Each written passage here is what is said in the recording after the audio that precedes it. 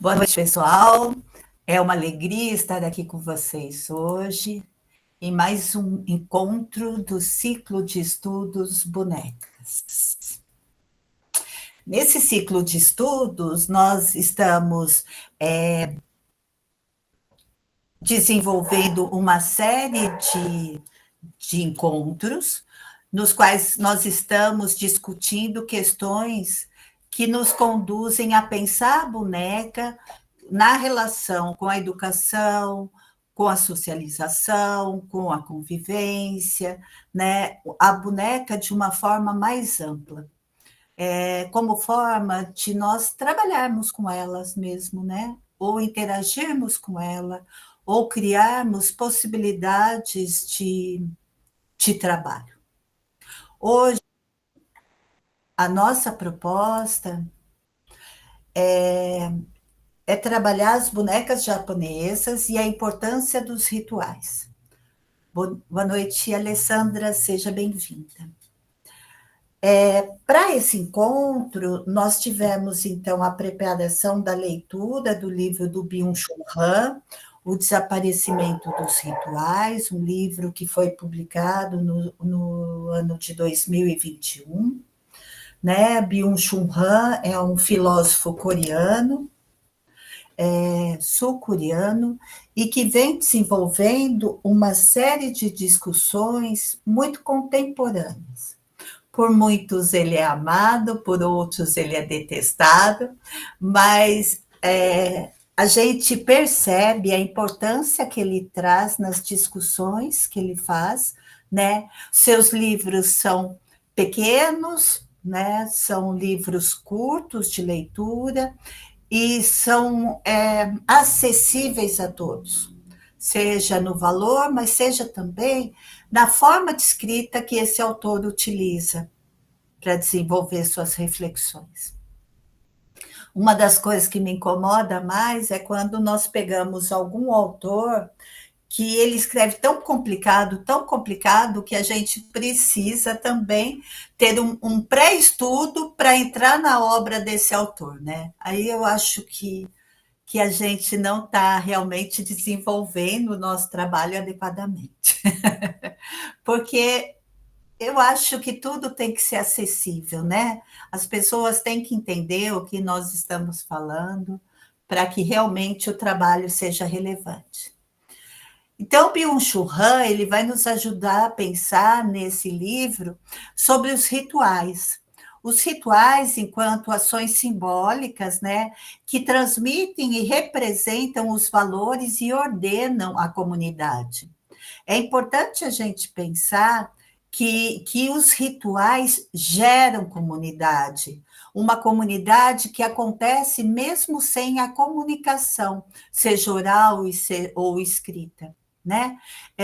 Os rituais têm essa potência para Byung-Chul Han de produzir em casamento, de nos produzir um tempo onde seja possível que nós estejamos habitando.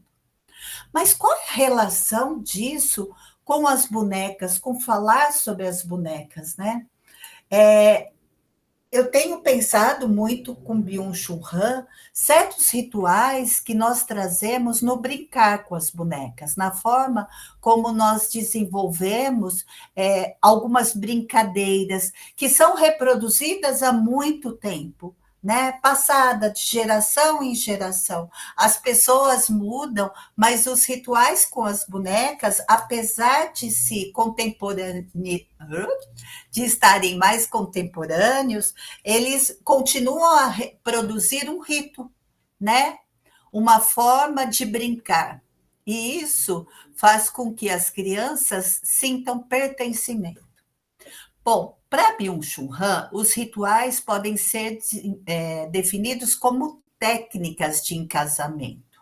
O que é esse encasamento? É produzir um lugar dentro de um tempo, sabe? Que não precisa ser definido, mas que você se sinta pertencente. Ele vai dizer que esse casamento é transformar o estar no mundo em um estar em casa. é o sentir-se em casa, né? Fazer do mundo um lugar confiável, a gente sentar para desenvolver um ritual, um brincar, uma forma de realizar a montagem de um presépio, é nos situarmos no espaço e no tempo, produzir uma habitação. E, ao mesmo tempo, nós estamos, entre aspas, brincando com bonecas, desenvolvendo um ritual, enquanto nós montamos um presépio. Cada um tem sua forma de produzir esse ritual. Muitos vão simplesmente montá-lo, trazer uma palha, trazer algumas coisas especiais, colocar florzinhas. Outros vão trazer as crianças para montarem juntos, contando histórias de como eram as peças, quem trouxe cada peça para aquele presépio, sempre um presépio novo, uma peça nova para o presépio, né? Isso é o que o Byung-Chul Han está dizendo de um ritual de casamento, de sentir-se em casa, né? Que esse fazer com bonecos, e veja, o presépio ele é produzido a partir de bonecos, ele torna aquele lugar uma casa, né? Mobília a casa, torna ela acessível, né? Possível de ser habitada.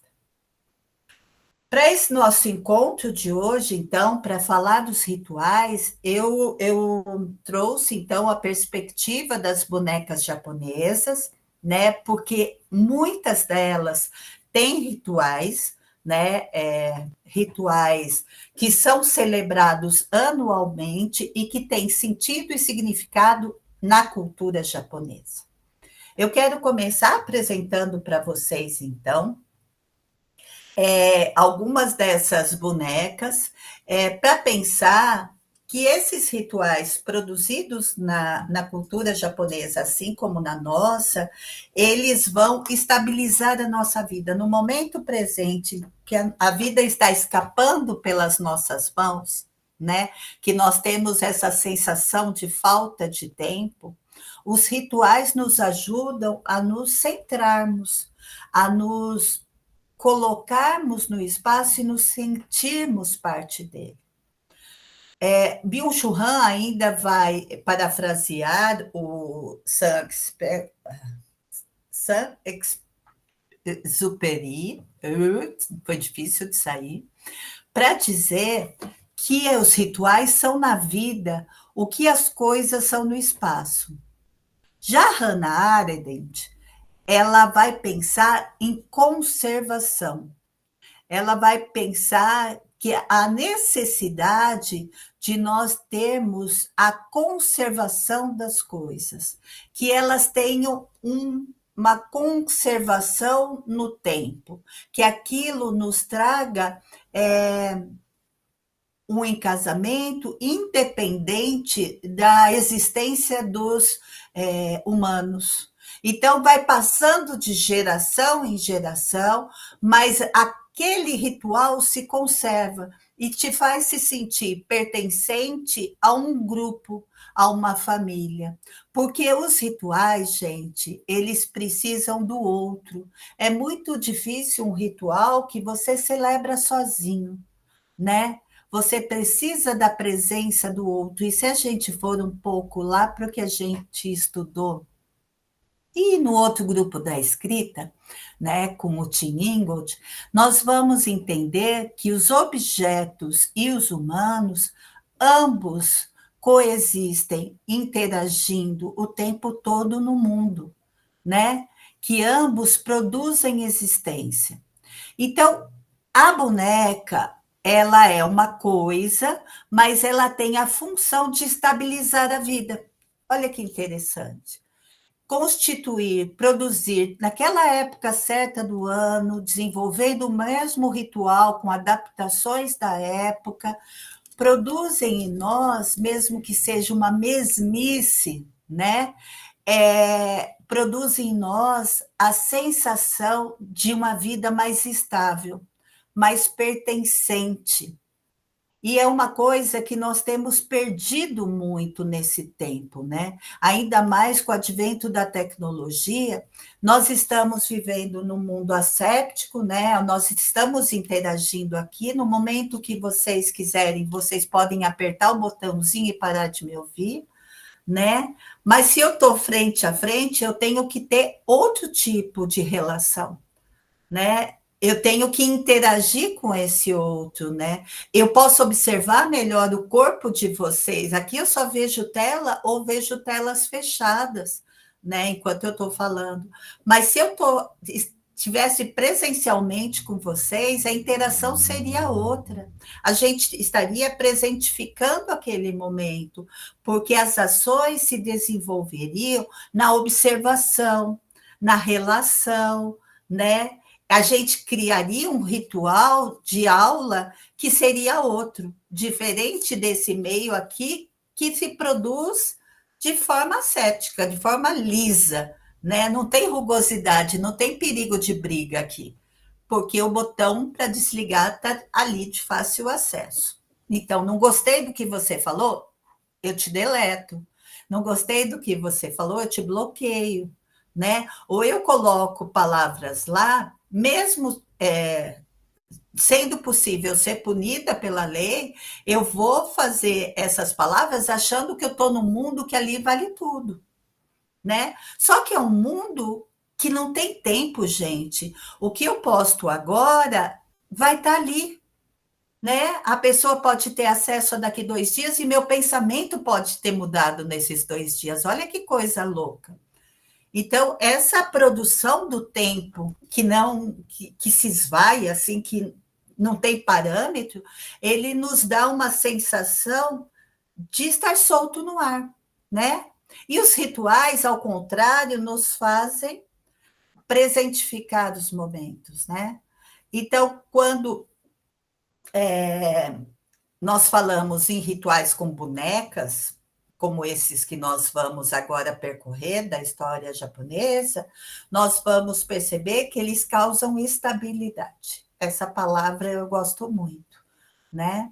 Que o Byung-Chul Han vai trazer, mas que os rituais têm essa função de nos estabilizar no tempo. Então, eu vou começar a falar com vocês, a princípio, sobre essa história desses bonecos, e agora eu não sei falar o nome, Ningyus, acho que é isso, se não for, me corrijam, que é uma história dos bonecos tradicionais japoneses, e que elas têm uma relação com a cultura japonesa muito profunda. Vejam, os bonecos mais antigos conhecidos datam de 10.000 a 300 anos antes de Cristo, que são do período Jomon, né? Eles trazem a forma humana, né? O Nin é o humano, o gente, e Yo é a forma. Então, é a forma humana. Embora eles são integrantes da cultura, e o que é ser integrante, né? É dizer sobre e com a cultura. Eles vão representar as diversas formas de ser e estar dentro da cultura japonesa. E hoje existe um conceito mais moderno que começa a ser produzido a partir de 1600, então é o período Edo, até 1868. Eles vão falar que esses bonecos são artesanais, mas a gente tem que entender que não tinha aquela dicotomia, né, produzida pela modernidade, de diferenciar a arte do artesanato. O artesanato porque era feito por artesãos capacitados, por artistas que produziam de forma individualizada cada objeto. Tá? Então, é isso que está sendo chamado de um artesanato tradicional japonês. Tá bem? Esses bonecos, aqui nós podemos ver algumas imagens, eles trazem, então, essas representações, né, do que está inserido nessa cultura. Eles vão, então, ritualizar, eles vão produzir o encasamento, né? Quando você então interage com esses bonecos, você está interagindo com a cultura, se sentindo pertencente a essa cultura e reproduzindo alguns rituais que fazem parte desse movimento em casamento. E aí eu vou trazer para a nossa conversa de hoje dois festivais japoneses que eu considero ritos muito importantes dentro da cultura e que me encantam, que são os rituais dos meninos, do Dia dos Meninos, e o ritual do Dia das Meninas, né? O nome está aí, eu não vou me arriscar a falar para não cometer o erro de falar tudo errado, mas é o Dia dos Meninos, né? É um festival que ele acontece todos os anos no Japão, no dia 5 de maio, que vai celebrar, né, o crescimento saudável dos meninos, a felicidade, né, a vida desses meninos. E é costume as casas serem decoradas com elementos que simbolizam força, coragem e sucesso. Os bonecos que fazem parte desse ritual dos meninos, que podem ser samurais, que são figuras masculinas, né, de poder, de autoridade, de sucesso, né, de coragem, eles têm a função de abrigar os espíritos dos guerreiros do passado, né? De trazer para o presente o elemento do passado. Então, esses bonecos que fazem parte do festival, eles são transmitidos dentro da família, eles não são descartáveis, né? As famílias, elas podem ir ampliando o seu repertório de bonecos, mas conservam os bonecos de um ano para o outro, eles só ampliam, né? Eles não descartam os bonecos todo ano. Não é uma decoração como a gente faz nas festividades aqui, que a gente vai jogando fora. Acabou a festividade, a gente joga fora e o ano que vem a gente vai comprar um novo. Bom, os detalhes desse festival são que ele acontece, então, como eu já falei para vocês, no dia 5 de maio, né? Ele se origina numa tradição que começou há muito tempo atrás e que tem também a sua representação na China, e ele tem alguns símbolos que são característicos, né? Como a bandeira da carpa, que representa a força e a perseverança, os bonecos de guerreiros, que representam coragem, bravura, né? Para inspirar os meninos, o kabuto, que é aquele capacete de samurai, que é um símbolo de proteção e de força, e o shobu, a íris, né, que são as folhas que eram usadas para afastar os espíritos maus. Interessante, né, gente, como esses festivais, eles reproduzem ano a ano e fortalecem esse pertencimento do menino e esse desejo dele fazer parte de todo esse contexto. Então, voltando um pouco à nossa leitura do Byung-Chul Han, para pensar a partir desses rituais que nós estamos vendo, nós vamos, então, perceber que eles conservam, eles têm esse elemento de conservação, né, de permanência no tempo e no espaço. E os rituais, eles vão produzir uma continuidade, uma durabilidade. E aí o Byung-Chul Han vai dizer, se as coisas são apenas exauridas e consumidas, a permanência já não é possível. Se a cada festa de São João eu simplesmente vou lá, consumo a decoração, os bonecos, né? Decora a minha festa. E depois eu jogo fora, toda essa possibilidade de estabilização da vida se perde, né? Porque simplesmente eu não crio raízes com aquele meu ritual de festa de São João. Eu simplesmente eu estou consumindo coisas naquele momento e depois descartando. E eu não conservo assim um ritual que produz vida, né? Que prolongue a vida, que dê duração à vida. E aí, um pouquinho mais para frente do texto, ele vai dizer que são formas rituais, como a polidez, que tornam possível não só um belo trato interpessoal, como também um belo trato conservativo com as coisas. Nós vamos, então, conservar, né, a nossa presença, né, conservando as coisas e fazendo com que elas aconteçam ritualisticamente, ano a ano.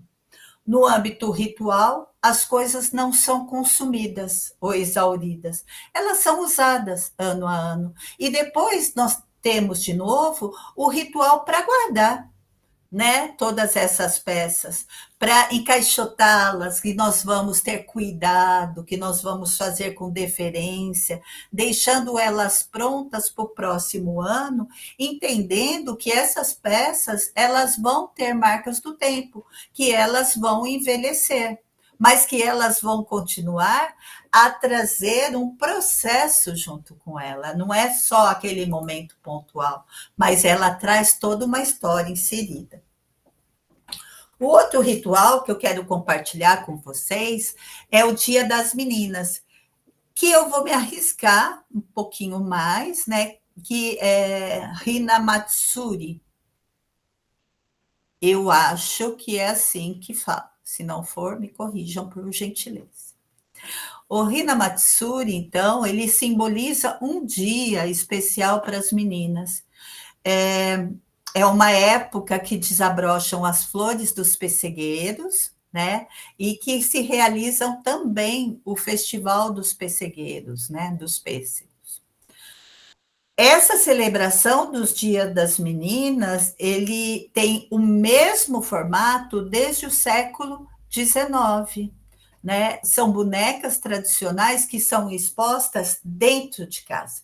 Cada família tem a sua coleção de bonecas, e isso nós vamos perceber que acontece não só na cultura japonesa, mas em diversas culturas, né? Esse repertório de bonecas, um minutinho só.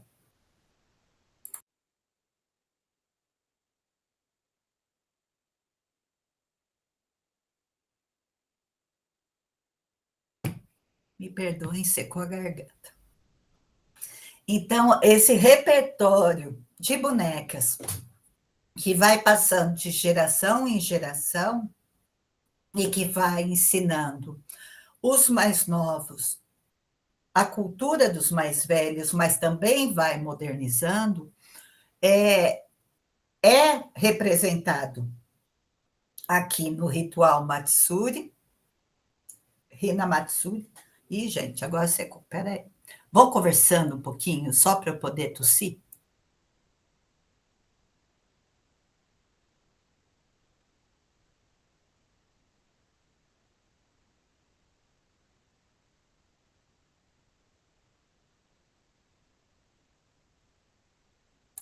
Vou tentar continuar, tá bem? Devagarzinho. Normalmente, quando uma nova menina vai integrar esse ritual, né, e que tem a idade certa para ela integrar esse ritual, ela recebe a sua boneca. Olha que imagem linda.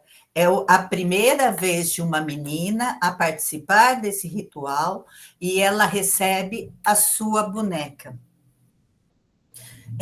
que são presenteadas pelas mães da família. Né? Então, a gente vê essa ancestralidade feminina sendo produzida aqui num ritual para mulheres, né? A partir da infância. 2 semanas antes do dia 3 de maio, então veja, os meninos é dia 5 de maio, das meninas é dia 3 de maio, de março, desculpa, de março. 2 meses, 2 semanas antes do dia 3 de março, as famílias começam a montar em casa o seu conjunto de bonecas. Se a família tiver um conjunto maior de bonecas, um conjunto completo de bonecas, eles vão ter também esse elemento de suporte com 7 degraus e um biombo dourado na parte superior. Tá? Nos explicando melhor, para que a gente entenda, fica muito próximo à nossa montagem dos presépios de Natal, né? Elas são produzidas para representar toda uma hierarquia, né, dentro da cultura japonesa, e elas são vestidas com a moda da corte imperial da era Heian, de 794 a 1185. E elas representam a cultura da sociedade japonesa naquela época. Veja, ainda hoje continua a reproduzir esse mesmo modelo, né, para o ritual das bonecas, para o Dia das Meninas. São 7 degraus, são 7 categorias hierárquicas que são representados nesse ritual. E aí as categorias são as seguintes. Lá em cima, no primeiro degrau, à frente desses biombos dourados, então, estão o príncipe e a princesa. Abaixo estão 3 damas da corte, né, que representam a classe aristocrática. Abaixo das damas da corte, nós podemos ver 5 músicos, né? Que vão representar os artistas e os literatos. Abaixo dele, nós vamos ter 2 ministros com oferendas, né? Representando os funcionários do governo e os religiosos. Abaixo, junto com plantas, estão 3 samurais, que vão representar a classe guerreira e os domínios feudais. E aí, abaixo, nos últimos 2 degraus, nós vamos ter objetos usados na corte, né? Que aí vão ser miniaturas laqueadas de móveis, de baús com kimonos, penteadeiras, utensílios para a cerimônia do chá, caixa de costura, entre outros objetos que possam ser representativos. O jogo completo dessas figuras, eles podem ser adquiridos atualmente, né, em lojas de departamento. E eles chegam a custar US$ 3.000. Mas, normalmente, as famílias, elas já têm os seus jogos e vão passando de geração em geração. É transferido, né? É considerado um jogo desse um bem da família. Então, no dia 3 de março, a menina vai convidar os seus amigos para um chá, frente a essas bonecas, ocasião que ela vai oferecer aos convidados um bolinho doce de arroz com formato de diamante e o saquê sem álcool. Sendo anfitriã, a menina poderá cantar uma música antiga para entreter os amigos. Apesar de ser composto por belíssimas peças, as bonecas do Hinamatsuri só ficam expostas no máximo por 2 semanas. Depois, segue a tradição, elas devem ser cuidadosamente empacotadas e guardadas, caso contrário, disse que as garotas da casa demorarão para se casar. Veja, tem o ritual para montagem, no tempo certo, tem o ritual que acontece durante a festividade, o dia da menina, e depois o ritual de empacotamento também, né?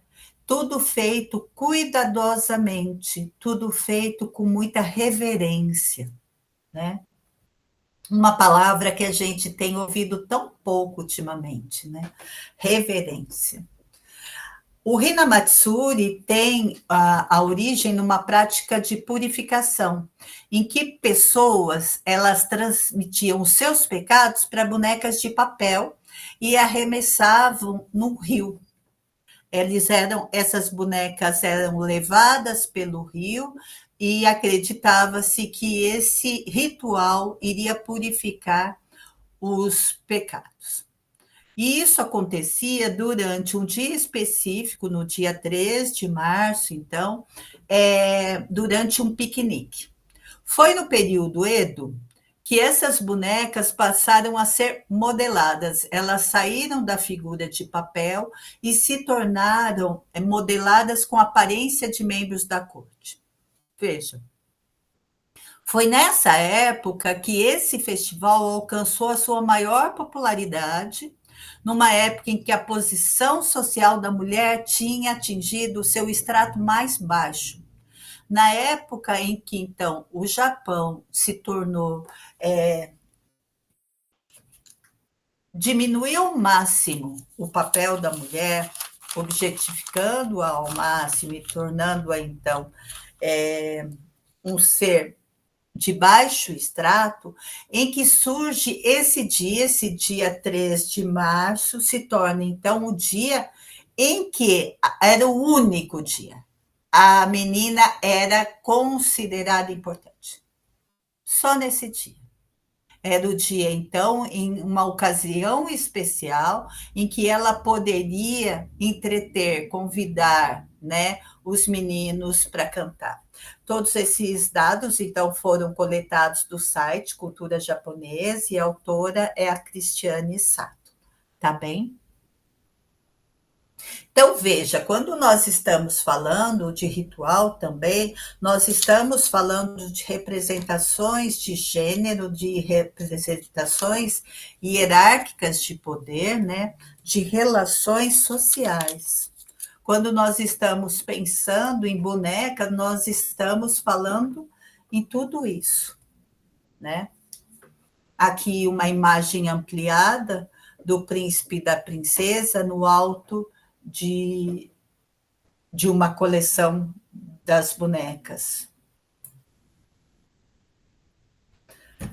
E aí nós voltamos para o texto do Byung-Chul Han, sobre a coação da produção, contudo, nosso comportamento exaure, em vez de usar as coisas, o mundo diante de nós. Nós passamos a ser usados por essas coisas, né? É o que o Byung-Chul Han. E isso nos traz uma canseira, nos exaure as energias, porque nós não temos aonde nos apegar. Os rituais são esse lugar em que nós podemos, então, nos apegar para nos sentirmos pertencentes. Nós vemos bem, através da representação de esses dois rituais, o dia do menino e o dia da menina na cultura japonesa, a importância de ter a presença desses rituais que produzem um tempo, um tempo no espaço para existir. Práticas rituais zelam para que tratemos e ressoemos belamente não apenas outras pessoas, mas também as coisas. Graças às missas, os padres aprendem a tratar belamente as coisas.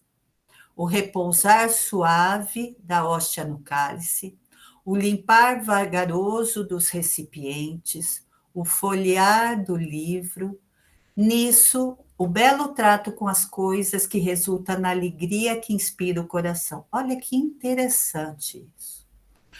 Ele vai nos fazer perceber a importância dos rituais também para nos dar tempo de respiro no mundo contemporâneo. Nós não temos que estar o tempo todo produzindo. Nós podemos produzir no tempo, com calma, tendo tempo de reverência para fazer as coisas, né? Não somente fazer, mas fazer com reverência, com emoção, né? Uma coisa que tem sido tratada com tanto desprezo. As emoções e os sentimentos, elas estão intrinsecamente ligadas aos rituais. Não tem como você desenvolver práticas ritualísticas sem se envolver emocionalmente com elas.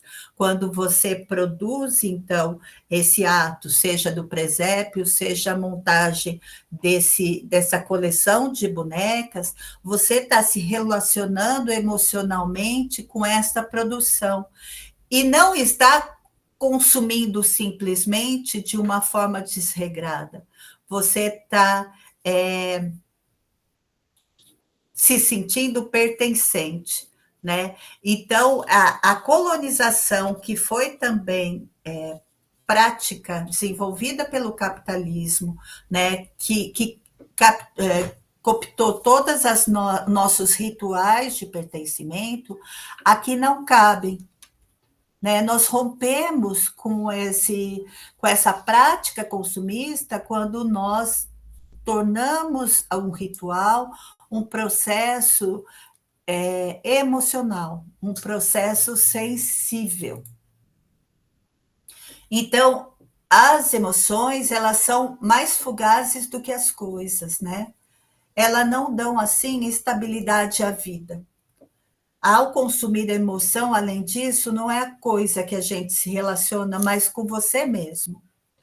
Busca-se, então, uma autenticidade emocional, não é qualquer emoção que produz ritual, mas é a emoção que tem profundidade, aquela emoção que tem relação com as coisas, né? E que não se perde, que não se desvanece com o tempo, mas que marca o momento. Aquela emoção que causa aquela marca em você durante aquele momento. Sabe aquelas memórias que a Sueli Ronick vai dizer que nós temos no nosso corpo muitas marcas que são produzidas na relação com as coisas e com as pessoas.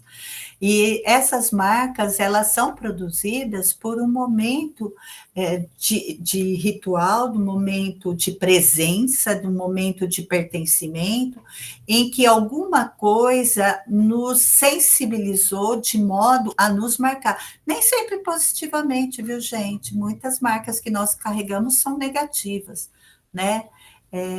Até na brincadeira de boneca, nós temos marcas profundas que nós carregamos de não poder pertencer, de não fazer parte, mas os rituais, eles têm essa potência de produzir marcas, e eu procuro pensar sempre de uma forma positiva, como produzir, então, com bonecas, rituais positivos, que produzam marcas nas pessoas de forma positiva, né?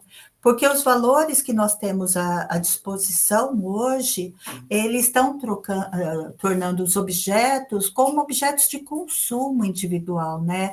E isso acerra o individualismo, não fazem mais parte de um comum a todos, né? Um presépio que é transmitido dentro das gerações da família nos linka a um mundo maior, né? Que nós fazemos parte de uma linhagem, né? Nós temos uma história, nós não somos sozinhos, aquele presépio não é meu, é nosso, né? E diz de uma tradição, e conta histórias, e resgata memórias, né? E aí o Byung-Chul Han, ele vai trazer uma citação que eu acho muito interessante, que ele fala que valores como justiça, humanidade e sustentabilidade são explorados economicamente. E aí, abre aspas, ele vai trazer um slogan: mudar o mundo bebendo chá. Que esse é o slogan de uma empresa, né? Mudar o mundo pelo consumo seria o fim da revolução. Sapatos ou roupas também precisam ser veganos. Veja agora a moda do veganismo, né? Não é simplesmente porque você está tendo um aprofundamento, né, nessa prática de querer uma mudança no mundo. Não, você está querendo fazer parte de uma onda que está acontecendo, então você está indo nessa onda do consumo. Agora é ser veganista? Ótimo, vamos lá. Agora eu quero sapato vegano, eu quero roupa vegana, e eu parto a consumir valores sobre outra forma, sem reflexão nenhuma e sem profundidade nenhuma, né? Então, esses valores morais, eles estão sendo consumidos de forma indistinta, né? Sem qualquer reflexão. E eles estão sendo contabilizados no nosso ego. Olha que bacana que eu sou agora, eu sou vegana, né? E está enaltecendo o meu ego, quando, na verdade, não é essa a ideia do ritual. O ritual te dissolve num todo. Ele não deixa com que você se engrandeça individualmente. Ele faz com que você faça parte de algo comum, né? De algo que é de todos. E aí ele vai trazer a citação que o tessera hospitalis, os amigos hóspedes selam a sua aliança. Que nesse ritual, então, de tessera hospitalis, os amigos vão selar uma aliança. Isso está lá, então, no mito contado por Aristófanes, no diálogo do banquete de Platão. Veja, nesse diálogo, ele vai dizer que originalmente os humanos eram, então, um ser esféricos com 2 faces e 4 pernas. Por Zeus ser muito arrogante, ele parte esse humano no meio, né, em 2 metades, buscando com isso o enfraquecer. Desde então, os humanos se tornaram um símbolo que anseia por encontrar a outra parte, para que ele se torne de novo uma totalidade. Rituais são, nessa medida, também essa prática simbólica, né, de reunir pessoas produzindo alianças. Não é mais o indivíduo, mas é a aliança que se forma durante o ritual, que o une a outros, né? Que ele faça parte de outros, que ele forme aliança com outros durante esses rituais. E aí o ritual, gente, ele vai na direção contrária dos novos estímulos, das excitações e dessas vivências que nós nos perdemos hoje, que são repetições, não são rituais, né? Nós repetimos simplesmente alguma coisa que nos foi prazerosa, mas que não tem profundidade. Então, esses dispositivos neoliberais, e aqui eu posso até citar, né, as redes sociais, né, elas vão produzir em nós uma capacidade de repetição. Nós vamos repetir a ação de estar dentro de uma rede social, interagindo com outras pessoas. Mas, na verdade, o que nós estamos fazendo é sendo coagidos a estar naquela reunião, naquele grupo, né, de uma forma muito solitária, muito individualista, né? E essas vivências, essas experiências que são produzidas dentro desse espaço, elas são muito fugazes, né? Elas se dissolvem com o tempo. As repetições, elas não vão produzir em casamento. As repetições desse tipo, produzidas pelo modelo neoliberal, não têm essa capacidade de produzir um tempo no espaço. Elas não são um ritual, tá? Então, é diferente, né? Rituais criam uma comunidade de ressonância capaz de um acorde, de um ritmo comum. Rituais promovem eixos de ressonância socioculturalmente estabelecidos, ao longo dos quais se tornam experienciáveis relações de ressonância verticais e diagonais. Sem essas ressonâncias, a gente só ecoa na gente mesmo e se isola cada vez mais. E aí cresce o nosso narcisismo, né? O nosso individualismo. Porque a ressonância não encontra eco em si mesmo. A ressonância, ela é inerte à produção do outro, à dimensão do outro, à presença do outro. Não produz, então, ressonância. A comunicação digital consiste em câmeras de eco nas quais, antes do que nada se ouve, ouve-se apenas a si mesmo. Ouve-se falando em likes, em friends, em folk words. Não formam corpos de ressonância, apenas aprofundam ecos de si mesmo. Então, eu acho que nós já estamos indo para o nosso finalzinho. Sim, é o nosso último slide. Que eu estou cansada aqui de falar sozinha, eu quero ouvir vocês, né? Opa, o que é isso, gente? É que eu fiz... Peraí, fiz bobagem, tá, gente? Como que eu vou voltar no C? Aqui, ó. Então, os rituais, e aqui eu quero aprofundar na ideia dos rituais com as bonecas, eles produzem processos de incorporação, de encenação do corpo. Eles são, todos esses símbolos produzidos na comunidade, eles são vivenciados corporalmente, né? Então, os rituais criam saber e criam memória corporizadas, uma identidade corporal, uma comunhão corporal. A comunidade ritual é uma corporação. A comunidade, como tal, é inerente a uma dimensão corporal. A digitalização enfraquece em tal medida o vínculo comunitário que surge dela um efeito descorporizante.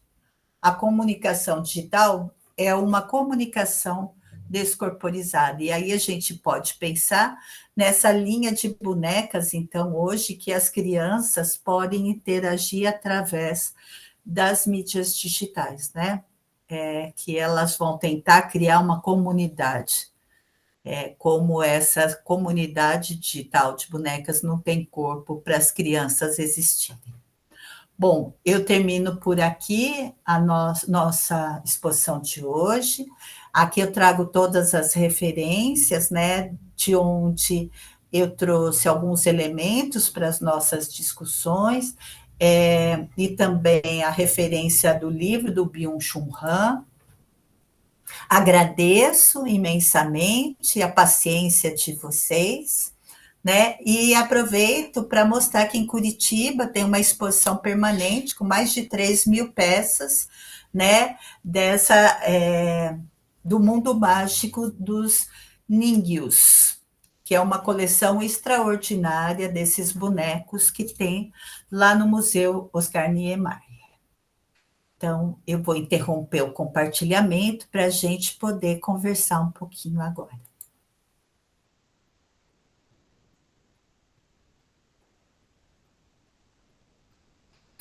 Ufa! E aí, tudo bem? Vocês estão bem aí? Tá tudo bem? Nossa, que silêncio, todo mundo sério. Gente, tem alguma coisa para falar? O que vocês sentiram, pensaram, refletiram a partir... Eu achei bem Fazer meu churro é pesado. Eu parecido com o Natal mesmo, né? Da gente montar o presépio, né? De ter o tempo antes, depois. E ainda tem o tal do, sei lá, se foi capitalismo, que você tem que aumentar sempre uma peça por ano, né? Quanto mais bichinho você colocar por ano, você tem que colocar, acrescentar um. E eu, na verdade, eu não conhecia, apesar de eu ser descendente, né?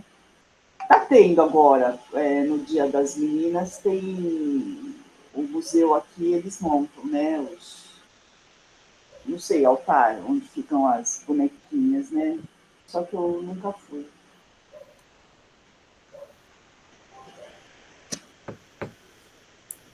Eu tenho uma amiga que ela é casada com um japonês e ela me falou sobre essa.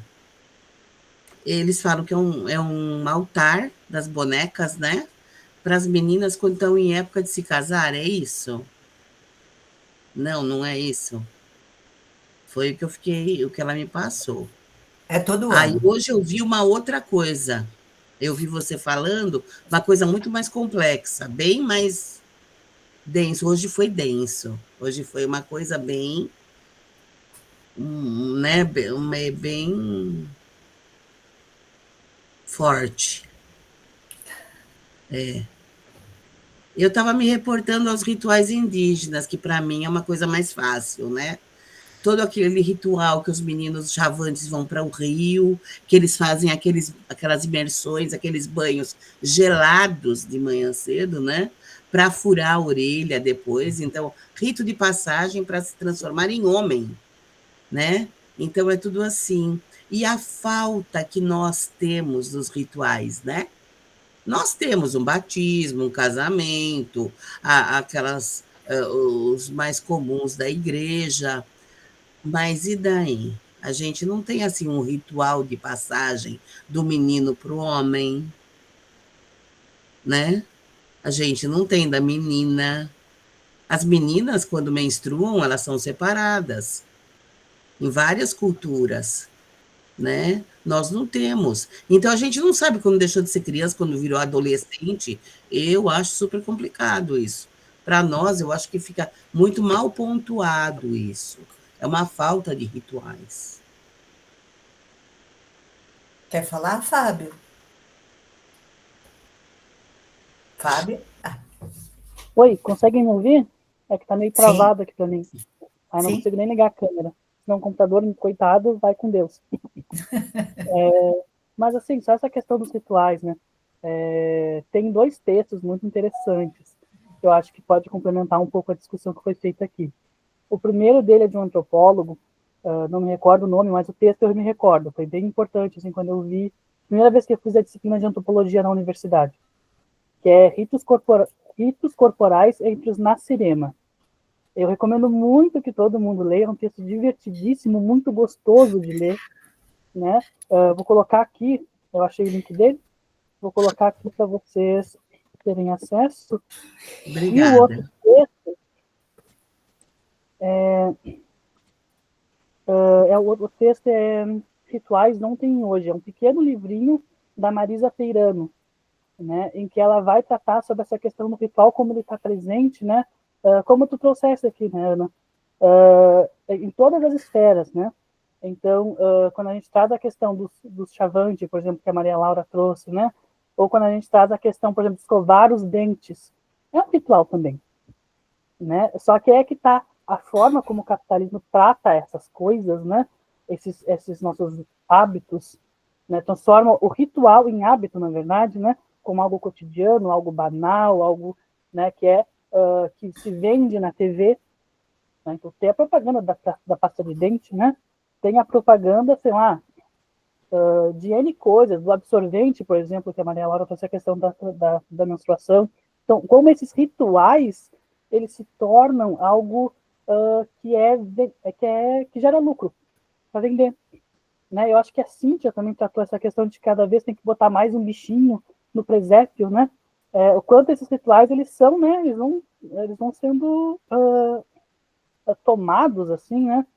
Pelo neoliberalismo, né? Como ele vai fazendo com que aquilo que é sagrado, aquilo que em algum momento da história da humanidade surgiu por questões culturais, questões de, enfim, questões de simbólicas, né, afetivas, se torna um produto, né?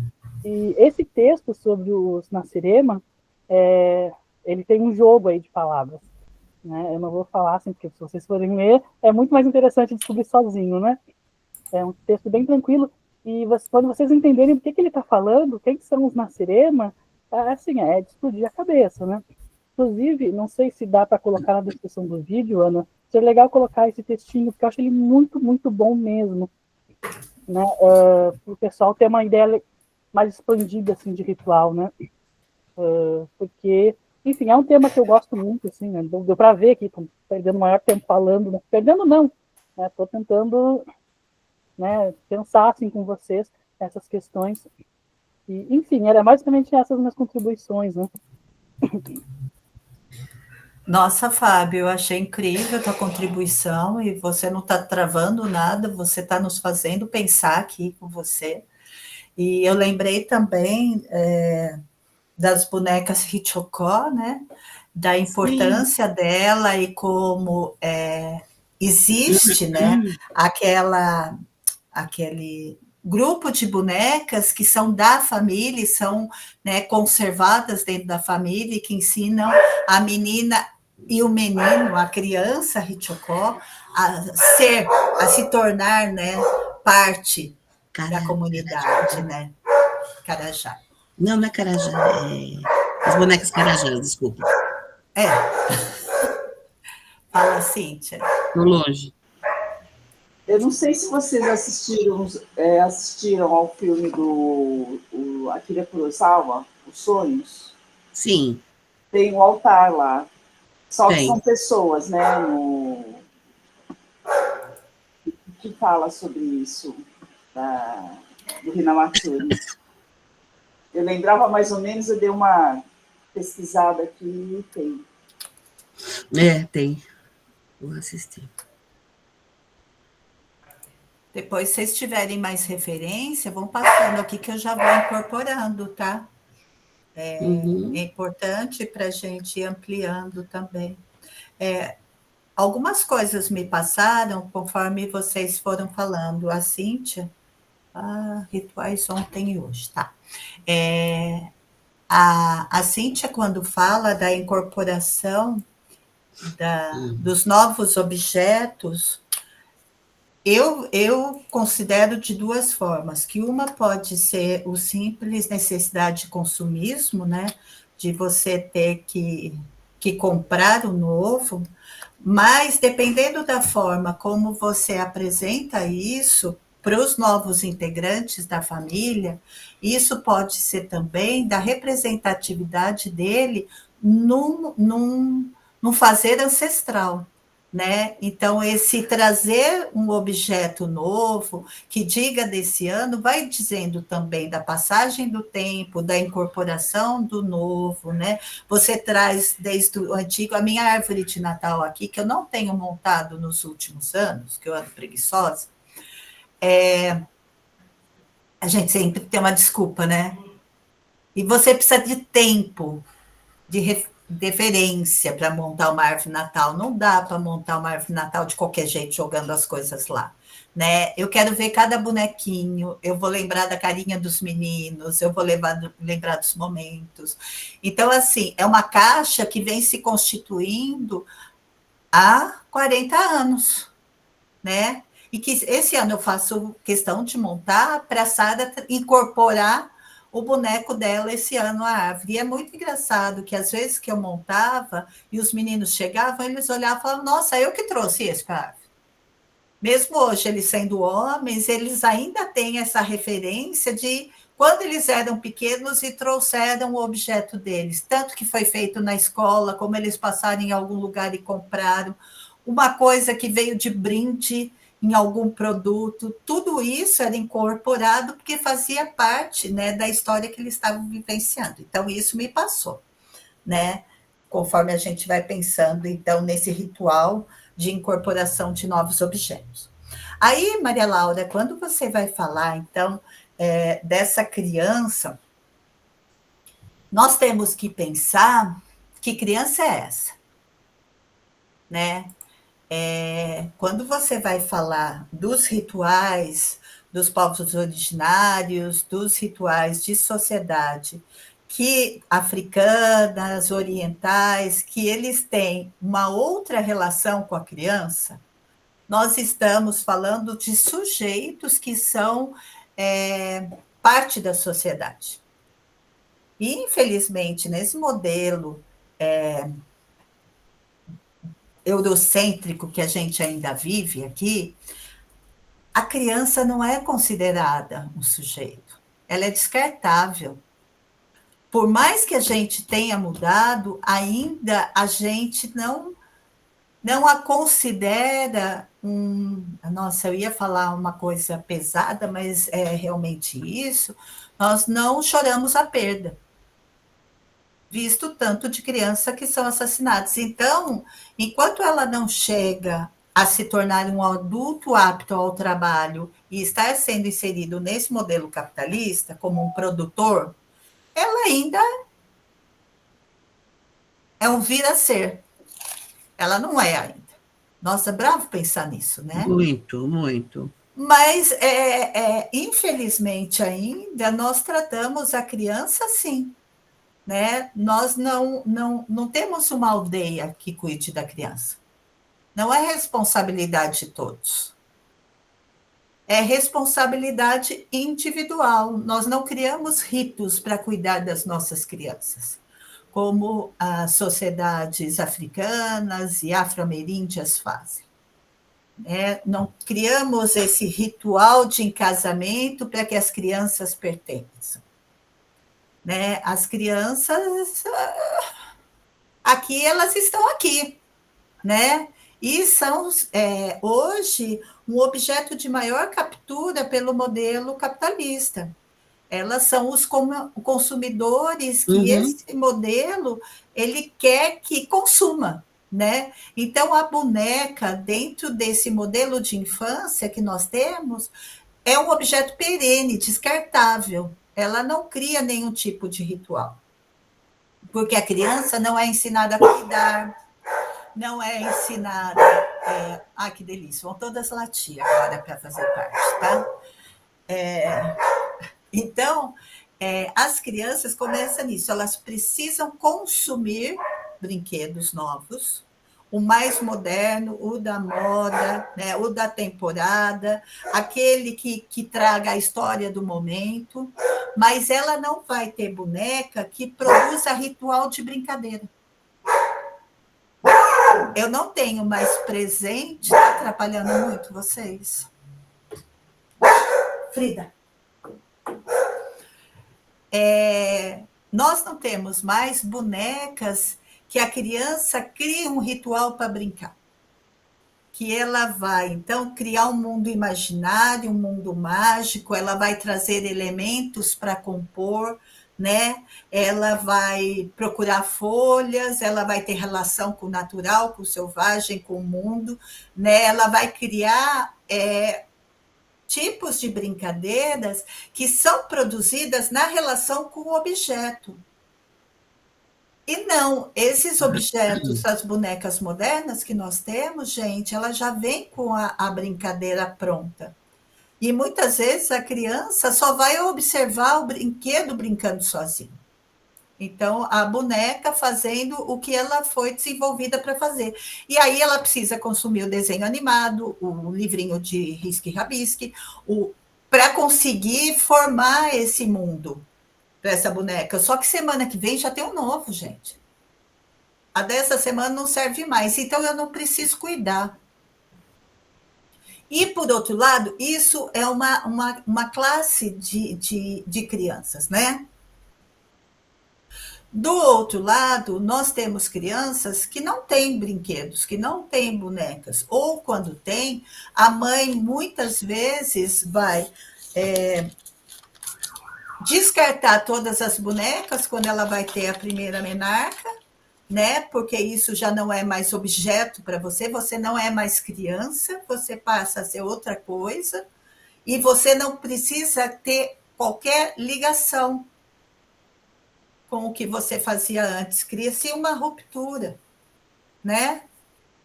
A boneca, ela foi um objeto a ser consumido durante aquele tempo, mas depois ela não tem continuidade. Ela não cria nenhum tipo de ligação com a criança. Seria uma ruptura com o imaginário, né? Sim, e com o social também, né? Eu rompo com aquele período criativo, aquele período de imaginação, se tiverem.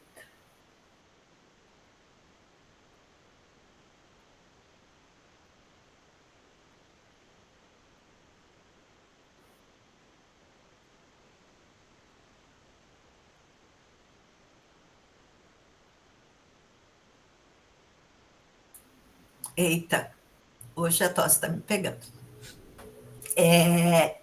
E eu não tenho mais esse tipo também, gente, de brincar que seja desenvolvido às gerações.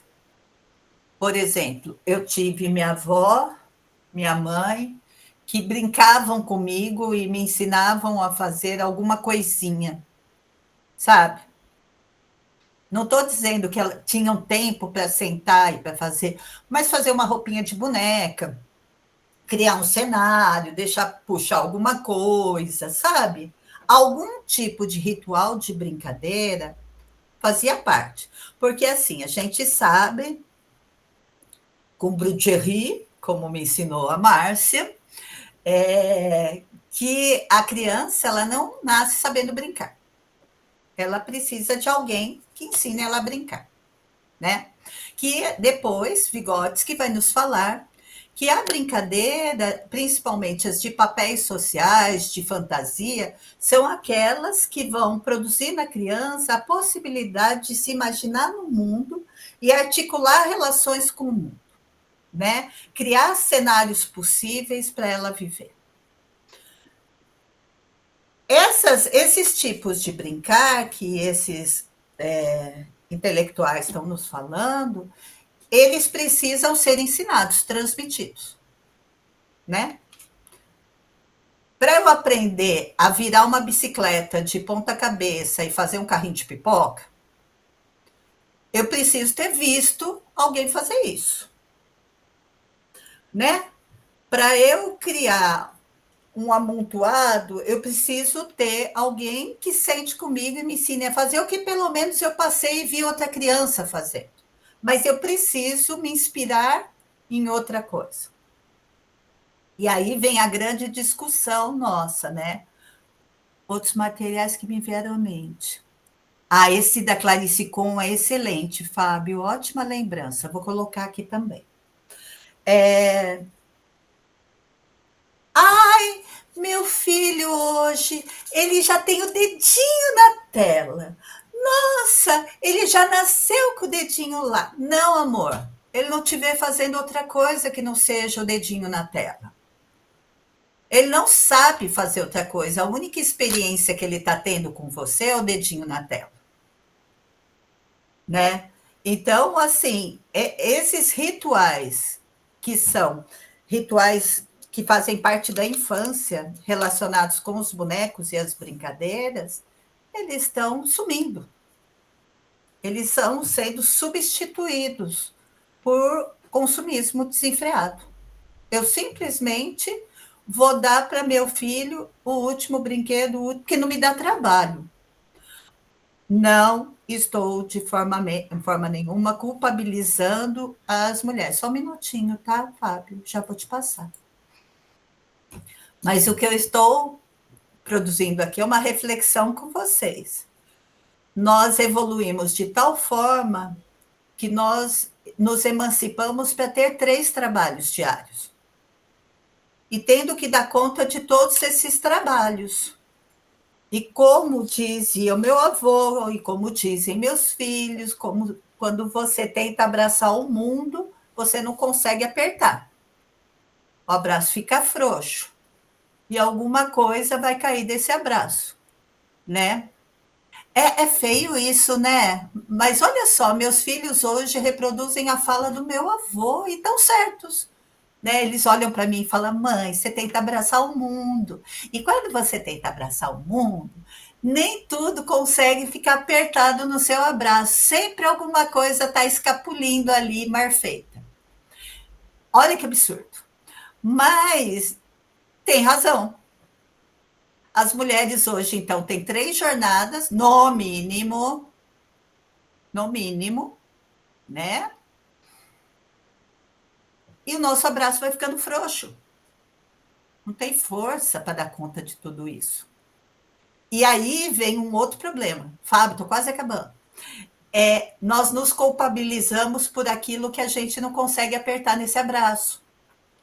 Né? Então, assim, eu não estou produzindo adequadamente. Eu tenho consciência que aquilo não está sendo do jeito que deveria estar sendo. E aí, o que eu faço, gente? Eu tento cobrir com coisas, né?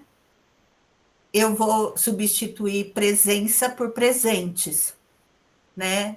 E aí vai gerando alguns outros tipos de falta, né? E a gente perde a percepção de que ritual não é toda hora, todo momento, todo dia. Nós podemos criar rituais de uma vez por semana, de 1 hora na semana, entendeu? Que nós não precisamos dar conta de sermos super mulheres, nós precisamos fazer o nosso melhor aos poucos. Isso é ritual. Primeiro é um cuidado de si, para depois cuidar do outro. Então, o ritual de cuidar de nós mesmas tem que vir antes dos outros rituais. Primeiro eu vou me cuidar e depois eu vou com rituais de ter o meu tempo de respiro, de ter o meu tempo de leitura, o meu tempo de caminhada, o meu tempo para fazer alguma coisa que me faça bem. Olha, eu estou tentando ouvir o que eu estou falando, tá?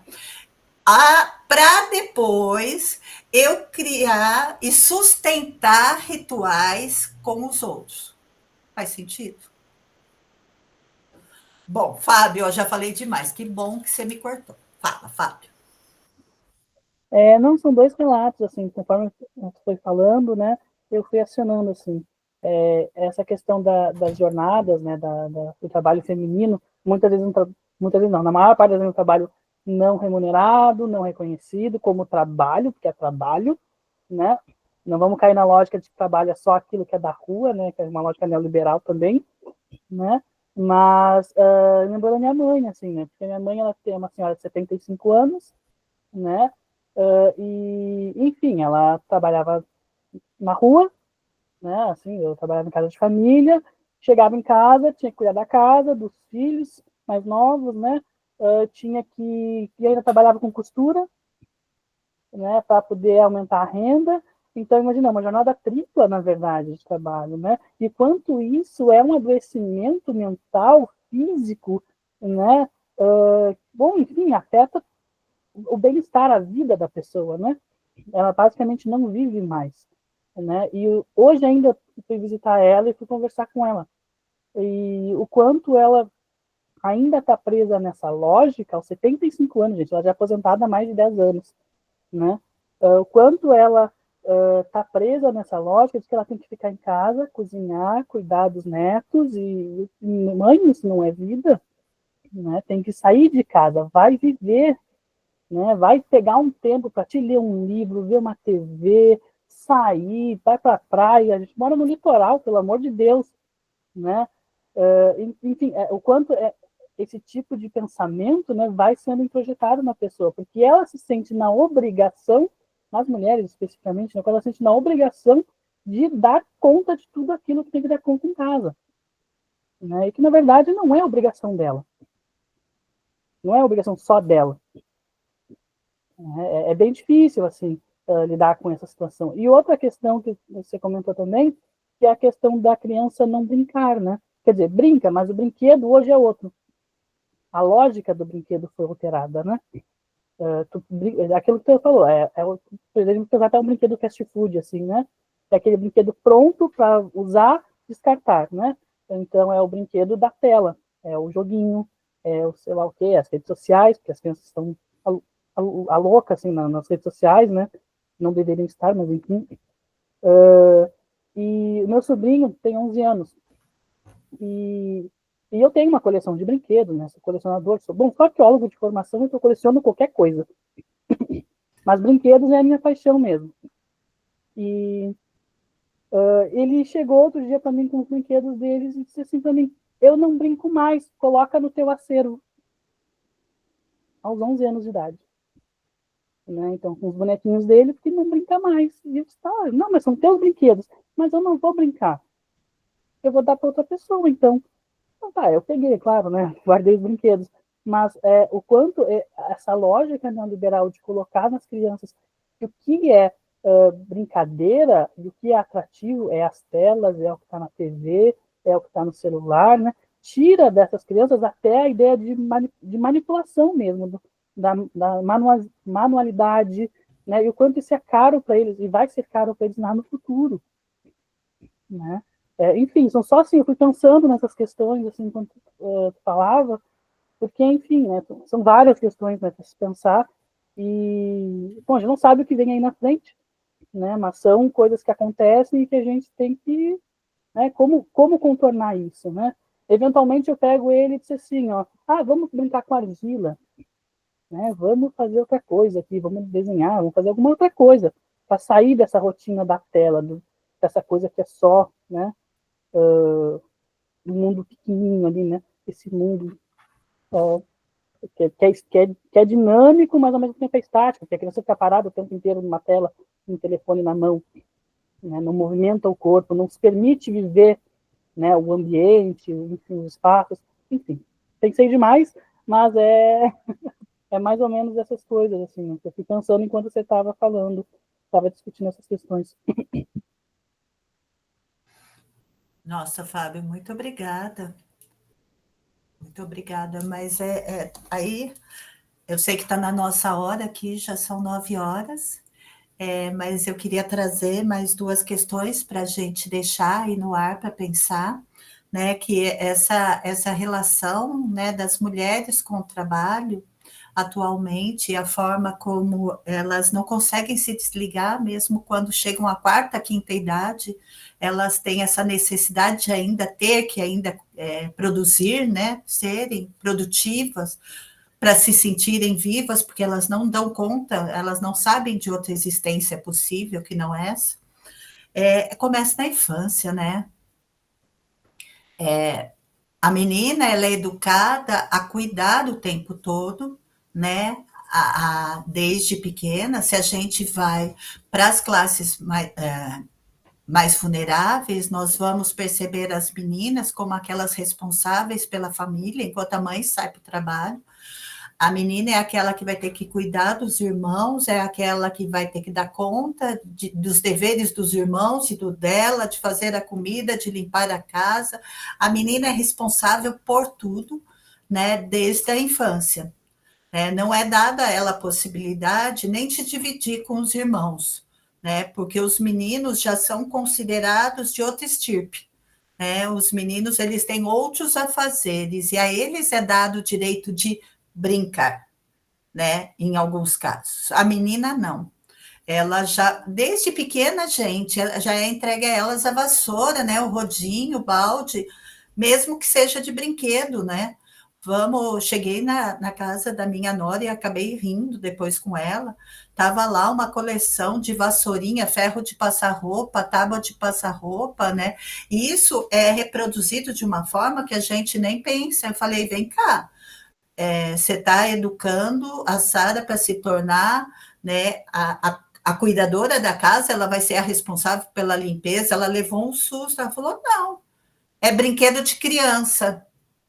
Pera, para ensinar a criança o quê? Eu ensinei meus 4 filhos, a minha tábua de passar roupa ficava na sala, tá, gente? De casa, com o ferro do lado. E os meninos, cada um passava a sua roupa. E eu falava para eles, quer sair de paçoquinha na rua? Tá tudo bem. Porque eu não estou nem aí se falarem que meu marido está com a roupa amassada. Não me causa nenhum tipo de transtorno. Tá amassado, bem. Que pena, ele não passou a roupa dele hoje, né? A minha tá lisinha. Entendeu a lógica? Mas desfazer essa lógica é uma imposição de gênero, né? Eles vão sempre culpar a mulher pelo homem não estar vestido adequadamente. Se ele sair com o pé de cada meia, a responsabilidade é da mulher, né? E não é educado desde pequeno para isso. E aí a gente vê aqui, mesmo nesses rituais japoneses, algumas questões estão ali demarcadas e atravessam esses rituais. O ritual dos meninos é para formar coragem, é para formar meninos que sejam fortes, que sejam corajosos, que sejam independentes, meninos que sejam, né, que chefiem, que estejam à frente, que sejam poderosos. Esse é o ritual dos meninos. O ritual das meninas, gente, é de estar na casa, dentro da casa. Ela vai receber em casa. Ela vai divertir os seus convidados. Se possível, ela vai cantar ou fazer uma apresentação. Ela vai servir o chá. Olha as relações de gênero, como elas estão profundamente relacionadas com os rituais e têm que ser questionadas. Fala, Cíntia. E se demorar para desmontar o altar, ainda demora para casar, hein? Veja bem. Tem o prazo certinho para desmontar o altar. Porque, gente, e se demorar para casar? Né? Mas na época, é o que dizem ainda hoje, né? As meninas, gente, em muitas situações de vulnerabilidade, elas vão me dizer que elas querem se casar logo.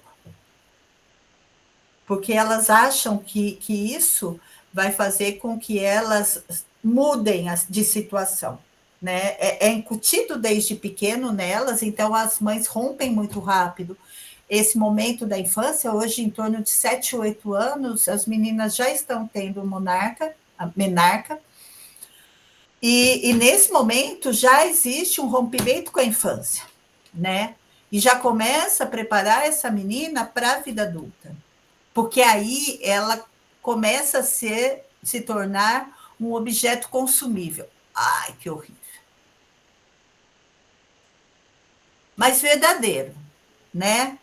Porque nós vivemos numa sociedade de consumo em que a mulher é um produto a ser consumido. Ainda. E eu insisto nisso, porque nós mulheres temos que ter muito essa percepção para romper com essa imposição, né? Eu estava rindo no encontro que teve, que a Irene estava, né, Irene, segunda-feira, e que estavam falando, né, que a mulher veio da costela de Adão. Falei, sinto muito, eu vim de um útero, eu não vim de costela nenhuma, né? Então, é começar a romper com isso. Se eles falam uma coisa, a gente rebate, não é isso? Né? Então é isso, gente. Se deixar, eu continuo tagarelante aqui. Eu espero que esse encontro tenha suscitado questões e reflexões aí. Ai, que bom, Fábio, fico muito feliz. Vou anotar todas as sugestões. Cíntia, se você lembrar do nome do filme, Maria Laura, também compartilha, tá bem? Que a gente coloca tudo nas referências. Eu mandei lá no WhatsApp, tá? Ah, legal. Eu já coloco aqui nas referências também, para ficar gravado aqui. Tá tudo bem. É isso, gente. Prazerzão. Márcia ficou quietinha, não falou nada. Nádia não falou nada. E a Irene não falou nada. Guardaram tudo para o próximo encontro, certo? É? Tá bom. Tá bom, então. Obrigada, viu? Estava muito bom. Excelente. Eu que agradeço imensamente, viu, gente? Um beijo bem grande. Fiquem bem. Uma boa semana para vocês. Beijo, e terça-feira nos bem. vemos para terminar a nossa Baba Yaga, tá bom? A minha está aqui.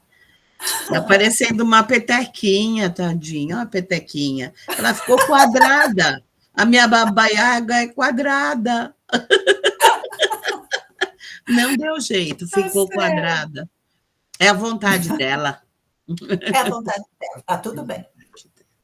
Beijo. Fiquem bem. Gente, boa noite. Boa noite. Bom descanso. Se cuida dessa tosse, viu, menina?